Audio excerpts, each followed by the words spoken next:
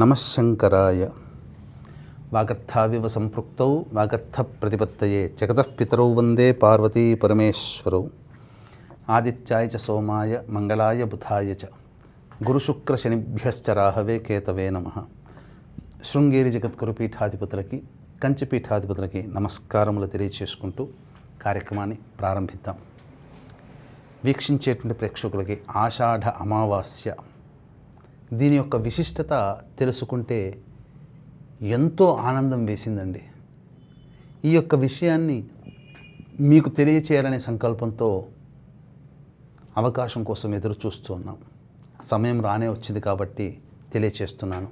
ఎందుకంటే పుష్యమీ నక్షత్రము అమావాస్య కలిసి రావడం చాలా అద్భుతమైనటువంటి రోజు. కాబట్టి ఈ సంబంధించినటువంటి ఈ యొక్క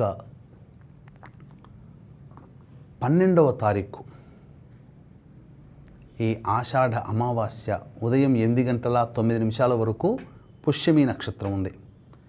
కావున ఎవరైతే గతించిన వాళ్ళ యొక్క పితృదేవతలకి ఆత్మతృప్తి కలగాలని కోరుకునే ప్రతి వ్యక్తి కూడా ఆ రోజున ఉదయం 8 గంటల లోపల తర్పణాది కార్యక్రమాలు గతించిన తల్లిదండ్రుల కోసం జరిపించి తదనంతరం గోవుకి గోగ్రాసము, పండ్లు, కూరగాయలు, ఆకుకూరలు ఇవన్నీ తినిపించండి మీ తల్లిదండ్రుల పేరు మీద.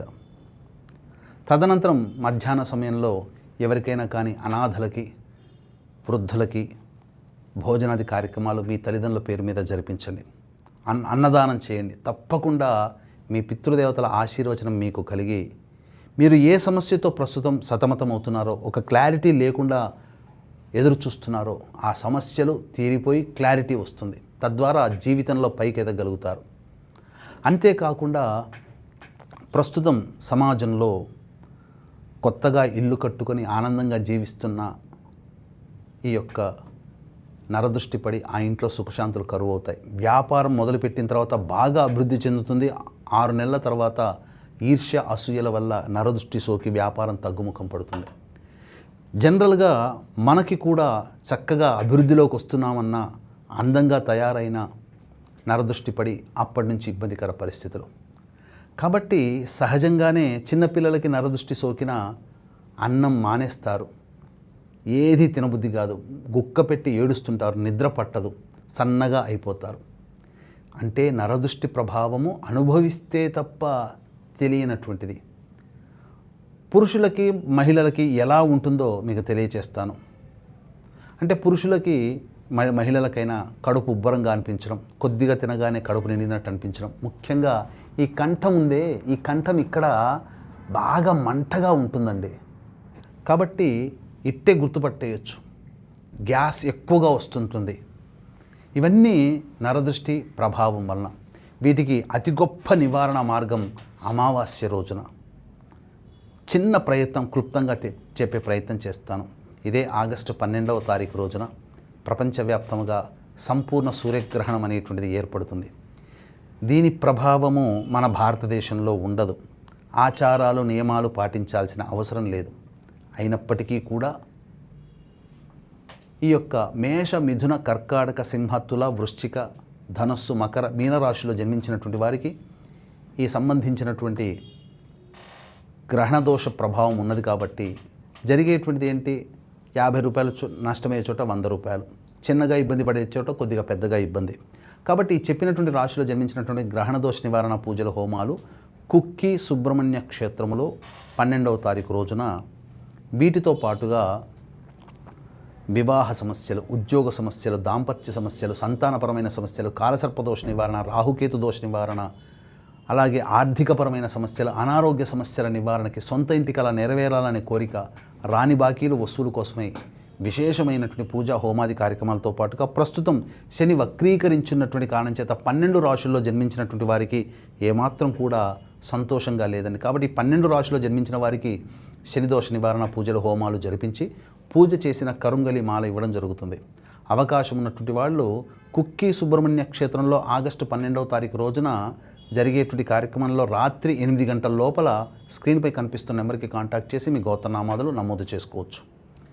ఇక గమనించుకున్నట్లయితే ప్రధానంగా ఈ యొక్క సంబంధించినటువంటి ముఖ్యంగా మనుషులకు వచ్చే దిష్టి గురించి నేను తెలియచేస్తాను. ఆ దిష్టి తీసే విధానము, చేతిలో గళ్ళ ఉప్పు తీసుకొని క్లాక్ వైజ్ డైరెక్షన్గా ఎవరైతే దిష్టితో బాధపడుతున్నారో వాళ్ళు ఈ యొక్క క్లాక్ వైజ్ డైరెక్షన్ లాగా 9 సార్లు, మళ్ళీ పైనుంచి కింది దాకా 3 సార్లు దిగదురుపు, మళ్ళీ యాంటీ క్లాక్ వైజ్ డైరెక్షన్గా 3 సార్లు 9 సార్లు, మళ్ళీ పైనుంచి కింది దాకా 9 సార్లు 3 సార్లు దిగదురుపు తుడిచి అది ఎవరు తొక్కని ప్రదేశంలో అది వేయాలి. తర్వాత దిష్టి తీసుకున్న వ్యక్తి కాళ్ళు చేతులు కడుక్కొని ఇంట్లోకి రావాలి. అయితే దిష్టి తీసుకున్న వ్యక్తి కంటే తక్కువ వయసున్న వాళ్ళు ఆ దిష్టి తీసే సమయంలో ఉండకూడదు. ఏమవుతుంది? ఆ దిష్టి వాళ్ళకి తగులుతుంది. ఇది నియమాన్ని పాటించండి. ఇక ఇంట్లోనైనా వ్యాపార స్థలంలోనైనా కానీ ఈ యొక్క నరదృష్టి తొలగిపోవడం కోసం గుమ్మడికాయ కట్టే విధానాన్ని మీకు తెలియజేస్తాను. అయితే ఈ బుధవారం రోజున 12 గంటల నుంచి 1:30 వరకు రాహుకాలం ఉంటుంది.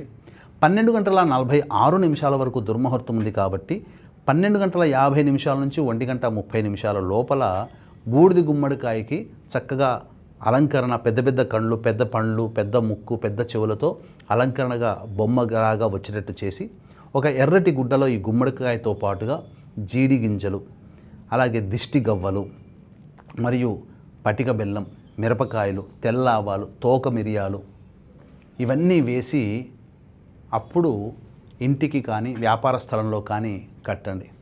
తద్వారా ఎవరైతే ఆ వ్యాపార అభివృద్ధిని చూసి ఈర్ష్య అసూయపడ్డారో అక్కడి నుంచి ఆ యొక్క అసూయ ద్వేషములన్నీ కూడాను తొలగిపోతాయి.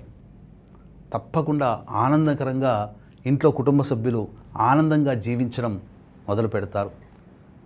దీనికి తార్కాణం కట్టిన వారం 10 రోజుల్లోనే కుళ్ళిపోతుంది.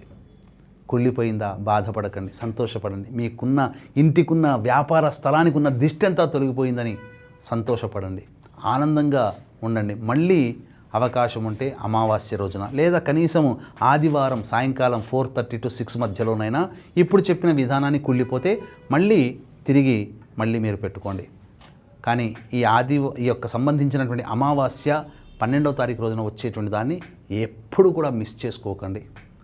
అలాగే కుక్కి సుబ్రహ్మణ్య క్షేత్రంలో గ్రహణ దోష నివారణార్థమే మేష, మిథున, కర్కాటక, సింహ, తుల, వృశ్చిక, మకర, మీన రాశిలో జన్మించినటువంటి వారికి ఈ యొక్క 12వ తారీఖు రోజున జరిగే కుక్కి సుబ్రహ్మణ్య క్షేత్రంలో జరిగే కార్యక్రమంలో రాత్రి 8 గంటల లోపల గోత్రనామాలు నమోదు చేసుకునే ప్రయత్నం చేయండి. తప్పకుండా మీకు మంచి జరుగుతుంది.